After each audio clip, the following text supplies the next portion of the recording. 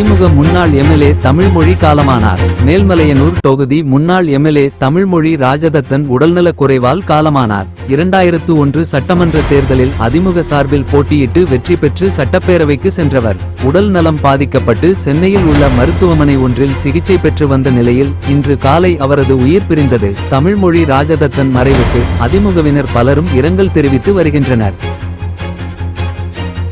சத்தியத்தை மீறும் ராமதாஸ், அன்புமணிக்கு குவியும் ஆதரவு. தந்தை மகன் மோதல் விவாகரத்தில் அன்புமணிக்கு ஆதரவு அதிகரித்து வருகிறது. 1980இல் வன்னியர் சங்கம் தொடங்கிய போது என் குடும்பத்தினர் யாரும் பொறுப்புக்கு வர மாட்டோம், தேர்தலில் போட்டியிட மாட்டோம் என ராமதாஸ் சத்தியம் செய்தார். அது அவர் கடைபிடித்தாலும் PMK மீது குடும்ப கட்சி என பிம்பத்தை தந்தது. முகுந்தன் மூலமும் அதை தொடரக்கூடாது என்ற அன்புமணி பேசியதாக தெரிகிறது.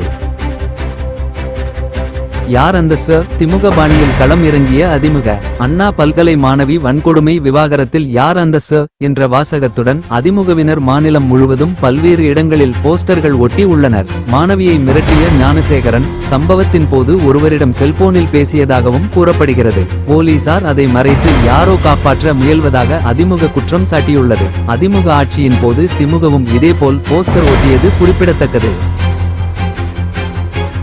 அமைச்சர் செந்தில் பாலாஜி சபதம். 2026 சட்டமன்ற தேர்தலில் கோவையில் உள்ள 10 தொகுதிகளிலும் உட்பகு கூட்டணி வேட்பாளர்கள் வெறும் வெற்றி பெறுவார்கள் என செந்தில் பாலாஜி பந்தயம் கட்டியுள்ளார். கோவில் நடந்த TMK ஐடிவிங் மண்டல நிர்வாகிகள் கூட்டத்தில் பேசிய அவர் நீலகிரி, திருப்பூர், ஈரோடு மாவட்ட செயலாளர்களுடன் பந்தயம் கட்டினார். அதிமுகவின் கோட்டையாக பார்க்கப்படும் கோவையில் தற்போது ஒரு MLA கூட திமுகவுக்கு இல்லை என குறிப்பிடத்தக்க